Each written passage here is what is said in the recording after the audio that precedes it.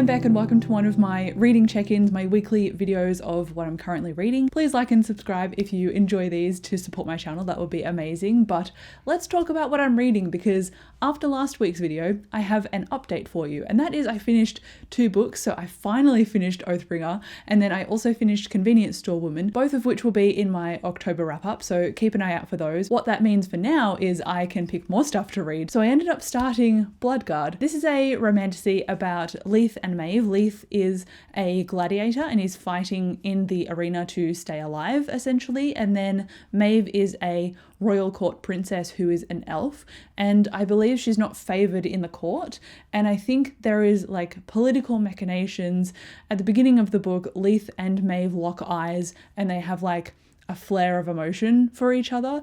It's like the 2 main characters meeting for the first time. It has to be iconic in some way, right? So they had that like moment, and then some guy died because of it, because they got into an argument with Leith and he took them out. And I'm like, already it is smacking of dominant, aggressive, angsty, brooding guy who wants to possess and be with the main female character. And even if it doesn't go that way, I'm already annoyed by Leith's narration style because it seems quite edgy and dramatic. To be fair, he's probably driven to the edge because of having to survive and fight for his life. So it kind of checks out. So if you're reading romantasy and you like this kind of thing, you would probably enjoy this book. But I was listening to it and I got 5% into it and it went into Maeve's perspective. And there was a female character that was immediately pitted against Maeve. And I was like, I have read so many formulaic YA books about 2 women that hate each other and are rivals for no apparent reason other than that they're women, and a male character who is possessive. And I'm like, I've seen that formula done so many times. I've done the dash of 2000s YA. This is just like a romantasy new wave of people getting into reading for the first time. And while I'm like, that is great for the people who enjoy that kind of thing, I'm like, I would rather set the book on fire. Like, I think I would hate it. So I put it down, like I said, after 5%. You know, that was clearly worth the several months wait of the library hold, like a dangling carrot. So great, that's good for me, well done. At least I didn't go out and buy it like I was tempted to at one point. So that has very much answered the question of whether I will enjoy Bloodguard or not. The answer is an absolute no, and I have now moved on. So you may ask what I have moved on to, and that is The House Witch, number 2, not the first in the series, because I'm continuing this series. I'm hoping to read 2 and 3 this year, and it was in my end of year to be read plans, all the books that I'm hoping to finish before December rolls around. So I'll link that video so you have a reference point. But House Witch is a cozy fantasy book and it follows Finn, and he just wants to like fly under the radar. He's a witch, like the title suggests. He's a house witch. So that means that wherever he feels like he's at home, the stronger his magical powers become. And if you remove him from the home, he's got no powers. He's just like you and me. So he gets a job as the royal cook for the king and queen, and after that point, he becomes a trusted member of the household and his powers start to come into fruition, and he gets like caught up in different politics. He encounters a spy, he helps out with the queen and her pregnancy, and it just becomes him becoming enamored with everyone in the court. And I like how it just built up that coziness to it. He also has a cat familiar called Kraken, and it's just nice. It was a fun time. It wasn't the best cozy fantasy I've read, but it was still a really enjoyable one, so that's obviously why I'm continuing it. This one follows more of like the political angle and some stuff from Finn's past, so while I'm enjoying it, I'm not loving it as much as the first book in terms of the coziness. It feels like it's expanded a little bit more, which could be fine. Like, I've only just started the book. I'm not a huge critic about it and going, this is not working for me because of this, this, and this. Like, I'm willing to just give it a try and let it kind of wash over me. So I'm probably like 10 chapters into that. I'm pretty early on at the moment. And I was like, cool, after I finish The House Witch, I can just continue on with the sequel and then I can finish all the House Witch books. And then reality hit me like a ton of bricks, because I was like, hang on a second,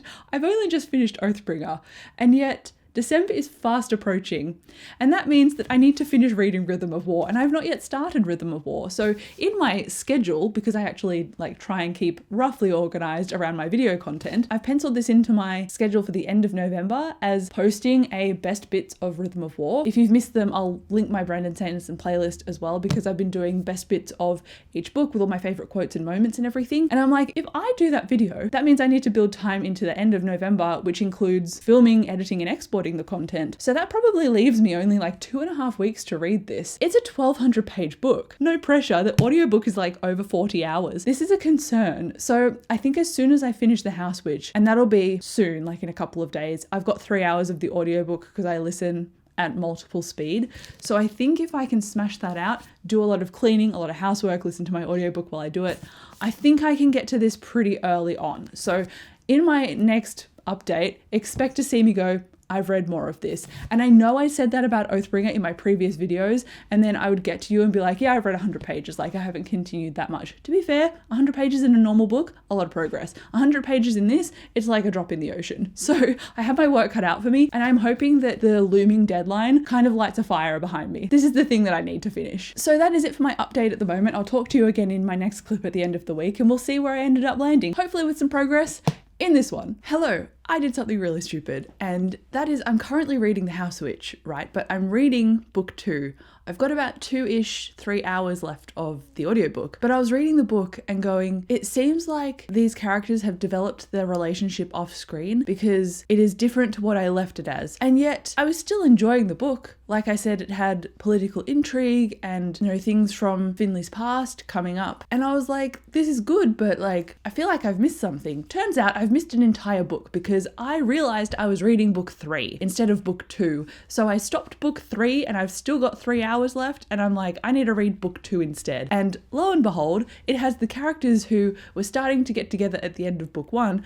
Now they are actually courting properly and they're together in book 2. And I'm like, oh, it all makes sense. So I stupidly skipped a book, started book 3, and then now I'm back on book 2 like I should have done in the whole first place. So you know how I said at the start of this video that I shouldn't read both House Witch books because I need to read Rhythm of War? Well, apparently I did an oopsie and now I've got to read both House Witch books. Why am I like this? At least the House Witch is good. I'm enjoying the pace. I'm enjoying the characters. It's not like sparking particular emotional reaction in me, but I'm still feeling connected enough to it that I want to finish the series. So that is my priority in terms of audiobooks because I've got such a small amount left of each book. So surely I can finish them ASAP. And then I'm like, I have been ignoring my reread of Rhythm of War yet again. So instead of putting it off because I want to start the audiobook, I picked up the physical copy, and so I've read, it doesn't seem like much, but I've read 50 pages and I'm liking it obviously because I gave it 5 stars. But this is my first reread of Rhythm of War, so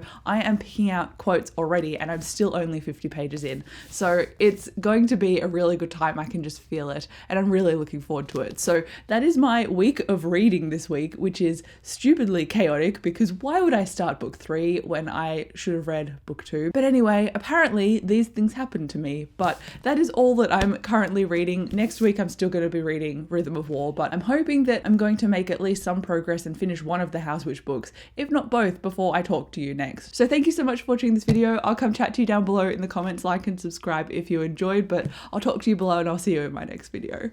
Bye.